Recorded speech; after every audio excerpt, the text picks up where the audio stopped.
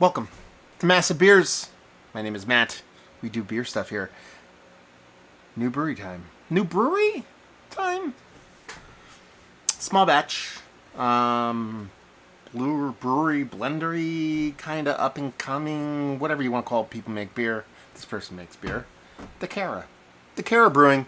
This is their Inhaling Deep on the Driscoll. Okay. We'll unpack all this. Mixed culture saison fermented on second use Peruvian blueberries, 5.5%. Dekkera.brewing.com and at Dekkera, New Jersey, and Dekkera Brewing on the old, I guess the X's, not the tweets and the Instagrams and stuff. Brewed and bottled in New effing Jersey. Fucking, what did I say? Fucking, I say fucking all the time. I've never had anything from them. I've heard of them briefly. I know they exist because they're from New Jersey. But I went and hung with my friends from Autodidact Brewing, Ron, and we're sitting there hanging. He's like, you know what? He's like, I got a beer for you. He's like, I want you to do a video about it. So he gave this to me. I actually brought out 3 of them. This is pick one, and there was doubles of this one, so I picked this one. We actually had one of his other beers from Dekkera, and I'm kind of interested to dive into it. Dekkera is just the genus name of Brettanomyces. Inhaling on the Driscoll, I'm going to flat out assume that means Driscoll blueberries. Listen, I'm not a blueberry aficionado. I love myself a blueberry. I like that kind of popping and bopping and weaving around blueberries when you're like, get when it's sweet, get when it's okay, get when it's sweet, and then you get that really tangy sour one. You're like, yeah, that's what I want. And you kind of play like a little Russian roulette with blueberries. My kid Micah, he's a blueberry junkie. So Driscoll blueberries are on like standby 24/7 in my fridge. So I assume that's what this means. I could be wrong. And like I said, it is bottled. Oh man, this is almost a year old. Okay, fair enough. It's 6/26/22, and it's 5.5% alcohol by volume. Blueberries, blueberry saison. I wouldn't say blueberry is my favorite fruit when it comes to beer, mixed culture beer, but it is one of my favorite fruits. Period. So I'm kind of excited to see where this sucker goes. I was excited about the coloration to see where it kind of came off color-wise, and it looks exactly what you'd expect a blueberry beer to look like. Do I have my little bottle stopper thrown around here? This thing's going to get drank tonight. Ooh. I guess what? There's blueberries in here. Now, full disclosure, anytime I dive into a Brett mixed culture beer, I get a little bit nervous.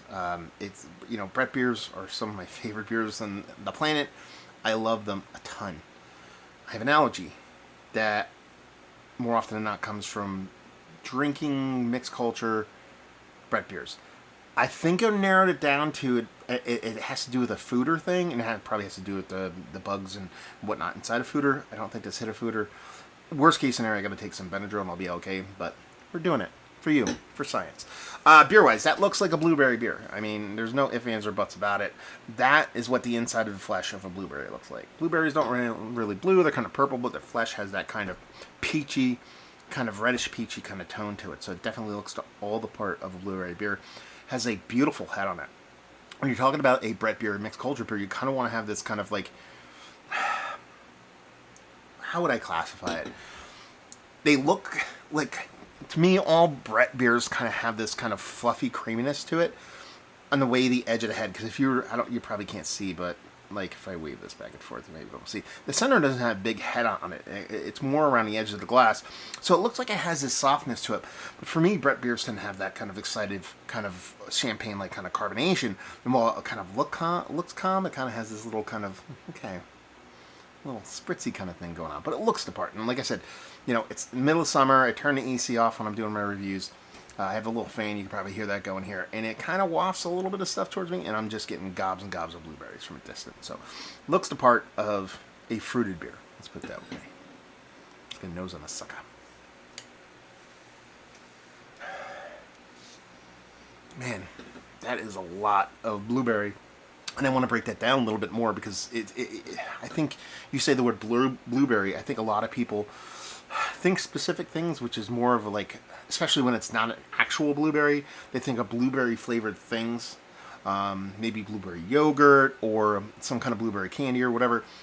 That's not the case here, because there's so many different levels of blueberry. Like I kind of talked about at the get, you get these kind of like, sweeter ones, tart ones, really sour ones. This is kind of floating in that middle ground of tartness with this really nice soft confectionery kind of vibe to it, like a heavy oat addition or something that brings a little bit of richness to it. It could be like just a brewing long string kind of words are hard. Grainy, malt thing. Malts exist, but it just has this richness to it that comes off a little bit subtly confectionery, akin to an oat / lactose thing, but not like that at all. Not sweet, not vanilla, and just those heaping gobs of an organic, slightly tart yet sweet kind of blueberry. It's kind of what you want, man. Not a big, huge like Brett like like citrus over the top, kind of whatever. Not a huge like, Brett kind of generic horse blanket kind of bready thing going on here. It really comes off a little bit cleaner than that for me. I mean, with the name Dekkera, you assume everything is Brett based. I mean, they talk about a mixed culture saison, but you assume there's just Brett involved in here. But it comes off nice. I say the fruit is the star of the show here, with the grain coming behind that, and then maybe the actual yeasties and beasties and bugsies all kind of coming up right there at third. Not far behind, but anyway, let's dive in. Cheers, y'all.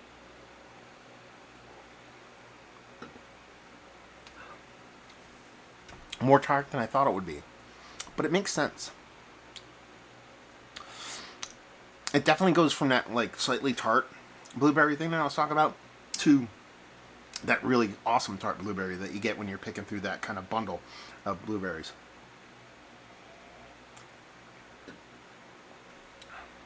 This definitely tastes to me. Might walk that back. I was gonna say it tastes to me like it hit wood. I think it's more just attenuated like crazy to where it's dry, ultra dry in the finish. I think it's a combination of the way that mixed culture, that Brett kind of works, and the way it just gobbled up every usable sugar in the actual wort to where it just finishes bone dry. And then the way the blueberry kind of comes off on it, and it's weird because I look at this coloration of the beer and I think flesh. We're eating all the flesh. Very tannic skinny for me. And it's probably accentuated a bit by the way that kind of dryness kind of really kind of just dries everything at the end.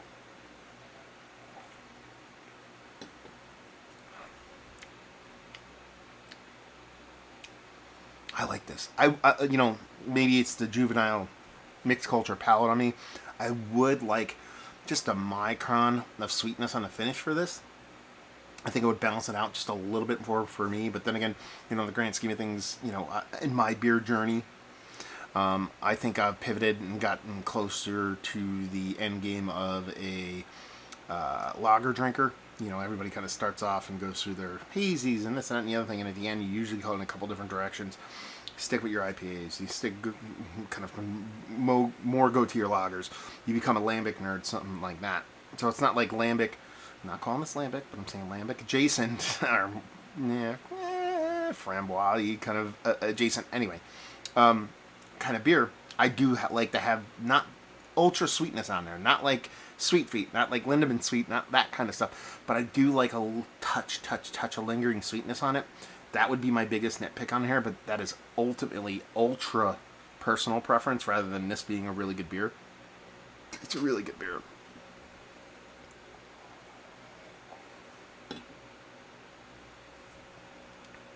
Carbonation is beautiful.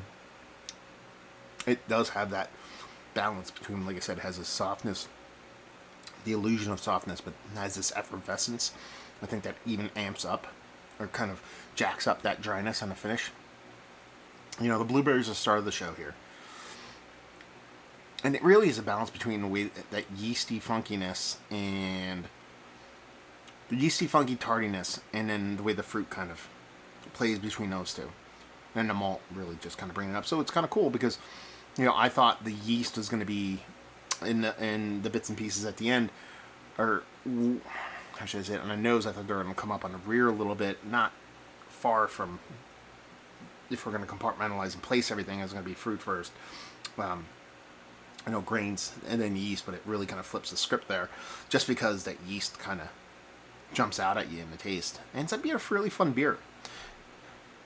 Might be the best blueberry beer I've ever had. You know, as I said during the beginning of the review, it's very, very, very hard pressed to make a blueberry beer that I like. Oddly enough, another Jersey brewery, I think there's a blueberry braggot that Flying Fish, which, you know, coming out of the blue, you know, probably didn't think I was going to say that brewery, but I did dig on that beer quite a bit with some age on it. I'm hard pressed to think of another blueberry beer that I dig. More often than not, they tend to be like, you know, a fruited slushy IPA kind of thing, or some kind of like faux beer.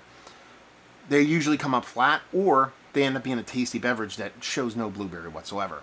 That's where this kind of differs. It's a very, very tasty beer that happens to be very blueberry forward, but very blueberry forward in an adult, tardy kind of non-fake kind of way. And I dig that. I like this quite a bit. Yeah, that's all I got. Beautiful carbonation. Blueberries at the wazoo. A nice mixture. A nice play between the way the malt and the yeast and bits and bobbles and beasties kind of come off. In a very fun way. In a very drinkable way.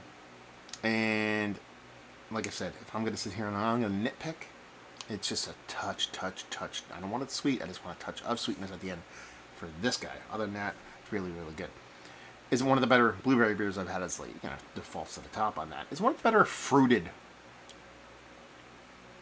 sours. But when we're talking fruited sours, we're talking fruited traditional mixed fermentation kind of sour-esque. I wouldn't even call it sour. It's more tart than anything. It's not sour at all. But you get what I'm saying.